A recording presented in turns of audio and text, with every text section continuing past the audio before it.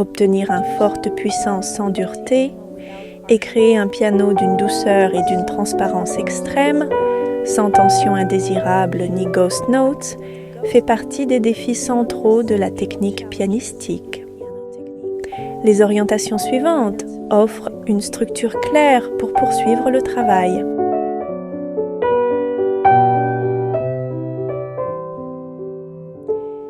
Écoutez l'adagietto de la 5e symphonie de Mahler à différents niveaux de volume.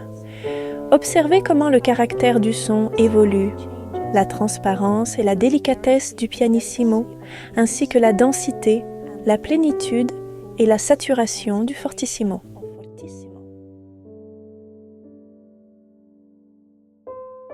Lorsque vous imaginez ces dynamiques, conservez une sensation constante d'espace et de résonance. Réduire mentalement le son du piano ou imaginer un fort plat ou agressif entraîne souvent de la raideur ou une tension inutile dans les mains. Un timbre sain naît d'une acoustique intérieure calme et ample, quel que soit le niveau dynamique. Toute nuance repose sur le transfert du poids du bras, ce qui est particulièrement essentiel pour un piano contrôlé. Une difficulté fréquente est l'apparition d'une tension accrue dans la partie supérieure du corps lorsque l'on cherche à jouer très doucement. Cette tension limite le contrôle, appauvrit la couleur du son et empêche pourtant d'obtenir un véritable piano. Avant de jouer piano, transférez toujours le poids du bras dans l'instrument. Votre contrôle proviendra d'une image intérieure claire du son souhaité, de la sensibilité des pulpes des doigts et d'une intonation libre et continue de chaque intervalle soutenue par le poids du bras. Cette combinaison permet un son doux, expressif et stable, sans tension physique.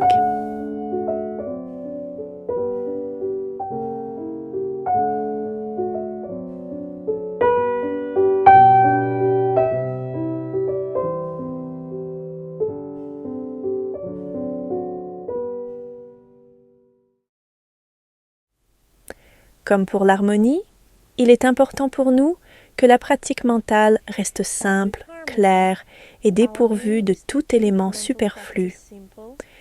Plus la partition se présente nettement dans l'audition intérieure, plus il m'est facile de me concentrer sur l'imagination du son.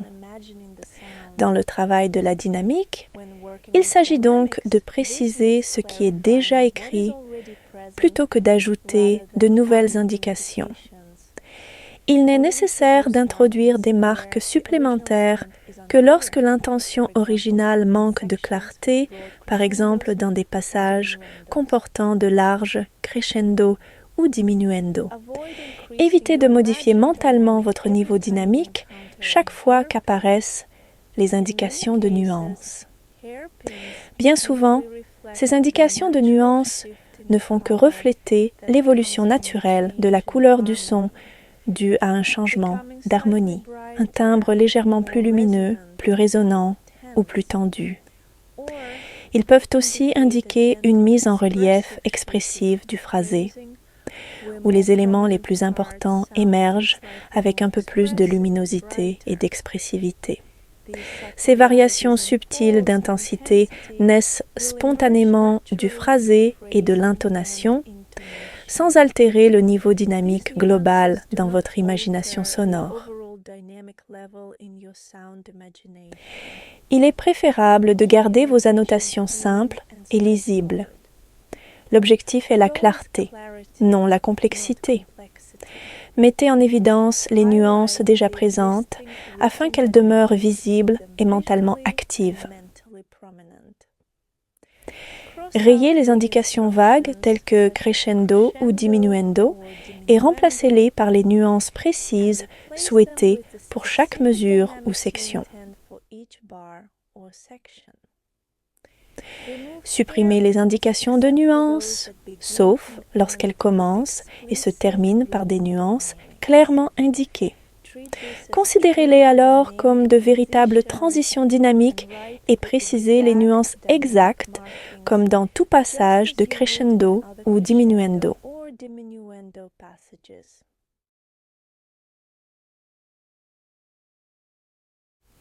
Une image sonore claire d'un son fort est essentielle pour produire un fort plein et naturel sur l'instrument. Si la dynamique imaginée n'est pas véritablement intense, les gestes physiques décrits plus loin, comme lever les doigts ou préparer la main, ne paraîtront pas naturels. À la place, une tension inutile peut apparaître dans le poignet et dans la main.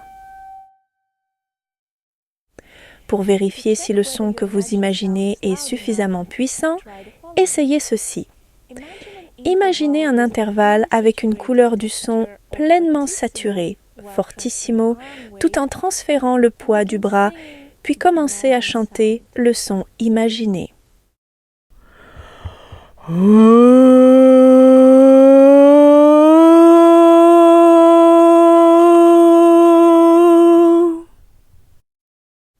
Si votre chant ne vous semble pas aussi plein ou puissant que l'exemple présenté dans la vidéo, il est possible que votre forte intérieure soit en réalité plus proche d'un mezzo-piano.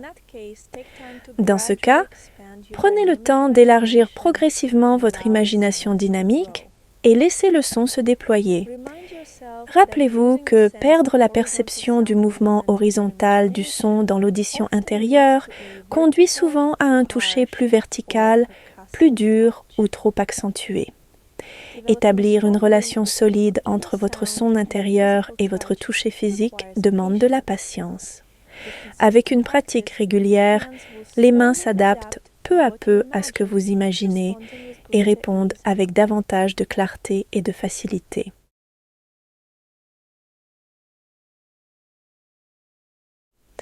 Lorsque l'on joue un fortissimo dans un tempo très lent, environ 2 secondes par note, il est souvent nécessaire d'utiliser des doubles rôles et des doubles swings.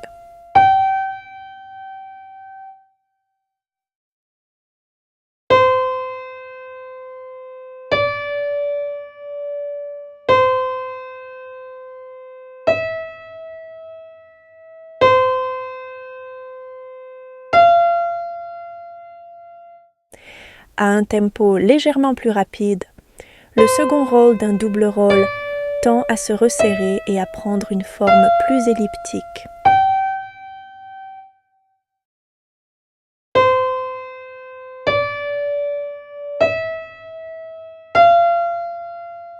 Avec le temps, et après un nombre suffisant de répétitions, vous pourrez jouer en n'utilisant qu'un seul rôle, soutenu par la mémoire musculaire développée aux étapes précédentes, tout en conservant un mouvement libre et sans tension.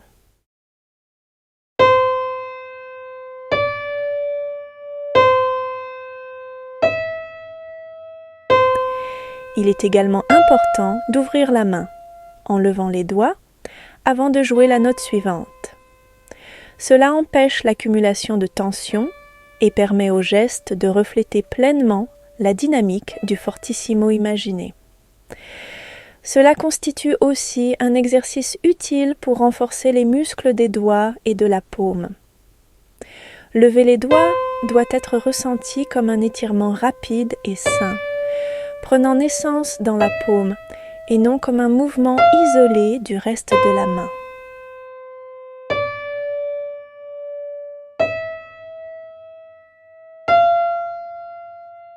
Le schéma est simple. Commencez avec une main détendue et fermée, l'ouvrir rapidement dans un étirement, puis revenir à une position relâchée.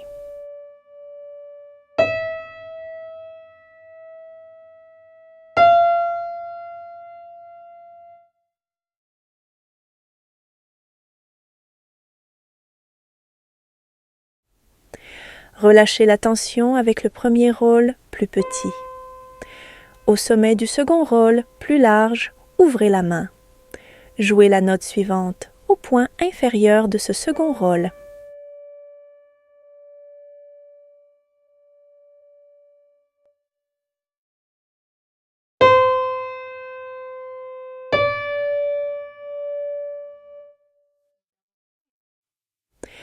ouvrez la main au sommet du premier swing. Jouez la note au point inférieur du second swing.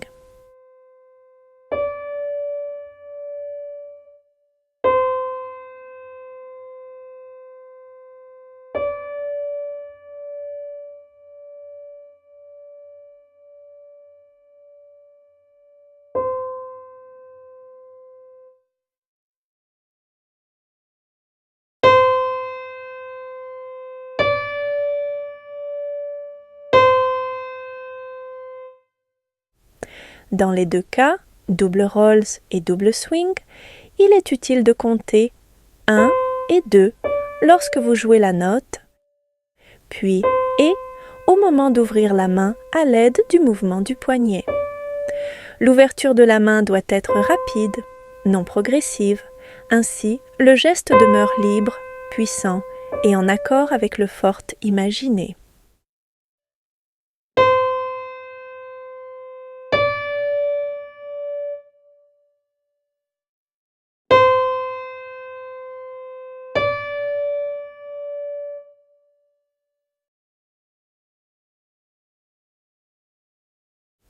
En levantant les doigts, soulevez-les droits vers le haut sans les courber. Les courber augmentent immédiatement la tension dans le poignet. Commencez à lever les doigts seulement lorsque vous approchez de 6 heures du premier roll ou swing et atteignez l'ouverture complète à 12 heures du second roll ou swing.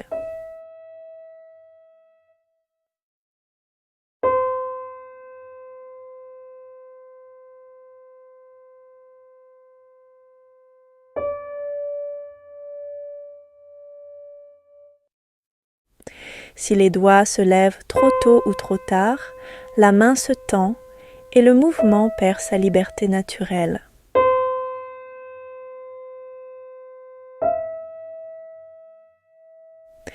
N'oubliez pas que lever les doigts n'est nécessaire qu'au tempi lent.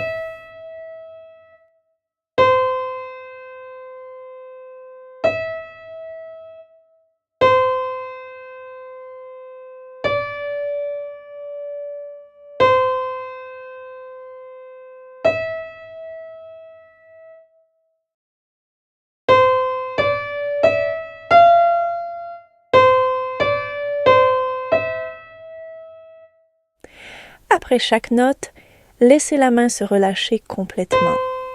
Elle doit paraître vide, légère et détendue. Cela empêche l'accumulation de pression inutile dans la paume ou le poignet qui pourrait autrement provoquer un inconfort ou une douleur dans la partie inférieure du poignet.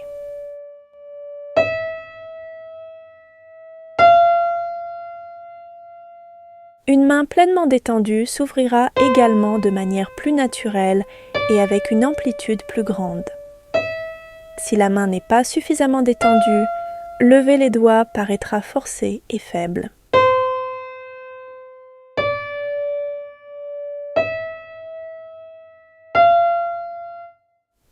Une amplitude suffisante du mouvement du bras est essentielle pour transférer le poids avant de jouer.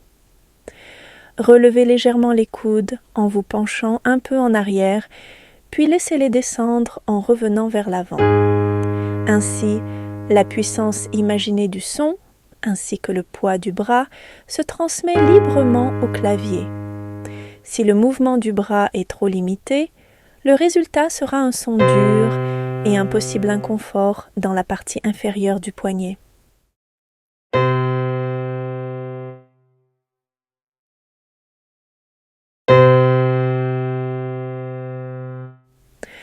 Dans les exercices de forte, jouez la note sur le temps fort 1, puis levez le doigt en ouvrant la main sur le contretemps et. Laissez le coude accompagner librement chaque note et inclinez le buste d'environ 30 degrés vers l'avant. Cette légère inclinaison permet à la gravité de soutenir le poids du bras, aidant à éviter un son dur ou une attaque trop agressive.